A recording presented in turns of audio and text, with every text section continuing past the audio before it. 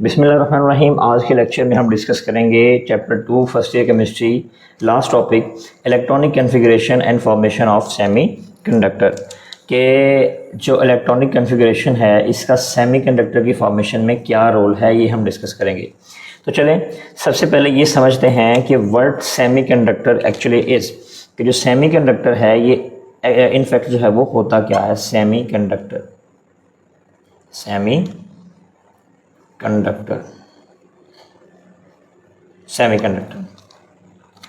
तो semiconductor basically ऐसा material है जो कि अपने अंदर से बिजली को पास होने देता है, लेकिन ख़ास कंडीशंस के अंदर, हर कंडीशन के अंदर नहीं, स्पेसिफिक कंडीशंस के अंदर वो अपने अंदर से बिजली को पास होने देगा।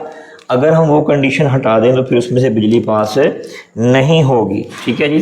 तो यहाँ पर इसको डिफ़ाइन करते हैं जी, मटीरियल्स, ये ऐसे मटेरियल्स होते हैं जी, semiconductors are those materials that can conduct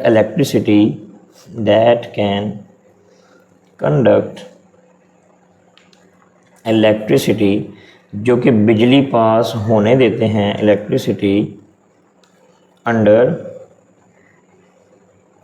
certain conditions, कि ख़ास कंडीशंस में ये बिजली ख़ुद में से पास होने देते हैं, उसके अलावा ये बिजली पास नहीं होने देते। इनको हम क्या बोलते हैं? सेमीकंडक्टर्स।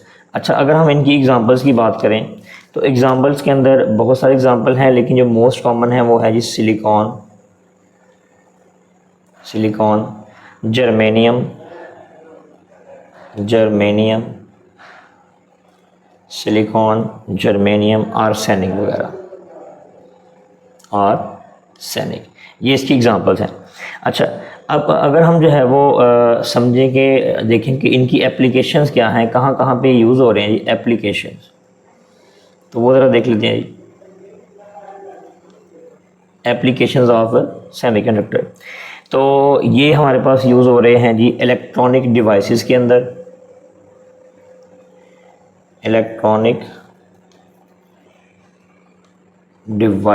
इस्तेमाल हो रहे हैं। इसके अलावा ये स्मार्टफोन्स के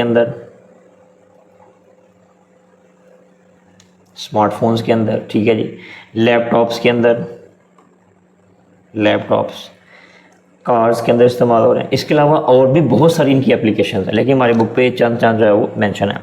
तो चलें अब ज़रा समझते हैं कि बेसिकली सेमीकंडक्टर का जो क्रिस्टल है वो किस तरह का होता है और वो हमें क्या इंफॉर्मेशन कन्वे कर रहा होता है। सिलिकॉन के अगर एटॉमिक नंबर की बात करें तो ये होता है 14। अगर मैं इसकी कॉन्फ़िगरेशन की बात करूं तो इसकी कॉन्फ़िगरेशन क्या होगी कि एल और एम, यानी मैं इसकी कॉन्फ़िगरेशन कर रहा हूं शेल्स के हिसाब से। तो पहले शेल के अंदर इसमें आ जाएंगे 2 इलेक्ट्रॉन, दूसरे में 8, कितने हो गए 10, हमारे पास टोटल कितने हैं 14, यानी 4 इलेक्ट्रॉन इधर आ गए। तो 4 किस में आ गए जी? एम में। अगर हम गौर करें तो ये जो एम शेल है यही इनफैक्ट इसका क्या है? Valence shell. ये क्या है इसका? Valence shell. तो अगर इसका मतलब ये हुआ कि अगर ये हमारे पास एक सिलिकॉन का एटम है तो इसके आखिरी शेल में कितने इलेक्ट्रॉन्स हैं जी? 4। कितने इलेक्ट्रॉन्स हैं? 4। मतलब ये भी टेट्रावेलेंट है कार्बन की तरह। लें जी, 1, 2, 3 और 4। इसका मतलब ये हुआ कि सिलिकॉन के अंदर Si हैज़ 4 वैलेंस इलेक्ट्रॉन, 4 इसके वैलेंस इलेक्ट्रॉन्स हैं, जिसका मतलब दरअसल ये बनता है कि ये टेट्रावेलेंट है। ये क्या है जी? टेट्रावेलेंट इन नेचर है। अब जरा इसके जब वो क्रिस्टल की बात करते हैं जी, सिलिकॉन,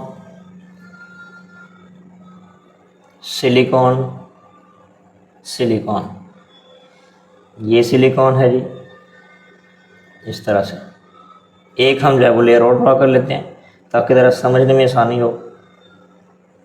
ले जी, अभी हमने डिस्कस किया कि हर जो सिलिकॉन का एटम है इसके अंदर 4 वैलेंस इलेक्ट्रॉन्स हैं। ठीक है जी। तो चलें पहले हम इनको ज़रा, जिस तरह बुक वाले ने इसको यूँ ऐसे जो है वो बाउंडेड फॉर्म में जो शो किया, तो हम भी इस तरह से कर लेते हैं जी, यूँ ऐसे। नहीं,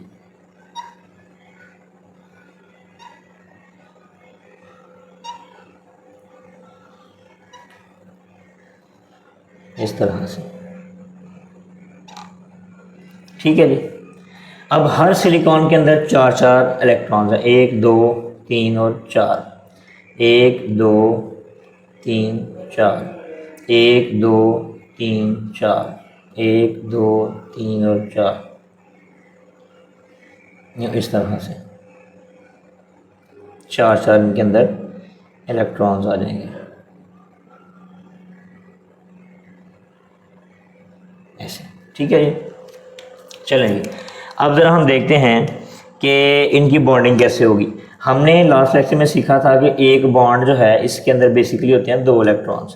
तो देखें जब ये इस तरह से आपस में ओवरलैप करेंगे इनकी ऑर्बिटल्स, यहाँ क्या बन जाएगा बॉन्ड, इधर भी क्या बनेगा ऐसे बॉन्ड ऐसे। चलिए इनकी बॉन्डिंग शो कर लेते हैं इस तरह से। ये इनमें बॉन्ड है जो कि कोवलेंट बॉन्ड है। कौन सा बॉन्ड है? Covalent bond. कोवलेंट बॉन्ड क्यों है? क्योंकि ये वाला बॉन्ड बन रहा है इलेक्ट्रॉन्स की शेयरिंग की वजह से। इसकी वजह से इलेक्ट्रॉन्स की शेयरिंग की वजह से, जो ऐसे, ठीक है जी। इधर भी ऐसे करेंगे। अब ये जो हमारे पास बॉन्ड हैं जो कॉर्नर वाले हैं, इन्होंने मज़ीद आगे दूसरे सिलिकॉन एटम से बॉन्ड्स बनाए होंगे, ठीक है जी, ऐसे यूँ।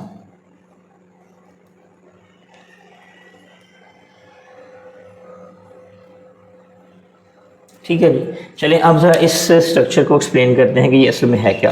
देखें ये वाले जो बॉन्ड्स हैं ना, ये वाले, ये these are actually covalent bonds. ये कौन से बॉन्ड हैं? Covalent bonds. कोवलेंट बॉन्ड क्यों बोला? ये कोवलेंट बॉन्ड इसलिए हैं क्योंकि ये बने हैं इलेक्ट्रॉन के शेयर करने की वजह से। यहाँ पे इलेक्ट्रॉन्स जो है वो शेयर्ड हैं, ठीक है। और ऐसा बॉन्ड जो कि शेयरिंग ऑफ इलेक्ट्रॉन की वजह से बने, वो क्या होता है जी? Covalent bond. अब यहाँ पे गौर करें कि सारे के सारे इलेक्ट्रॉन्स बेसिकली बॉन्ड हैं, तो इसके अंदर कोई भी फ्री इलेक्ट्रॉन नहीं है। तो हम यहाँ पे लिखेंगे no free electron, no free electron in pure silicon crystal.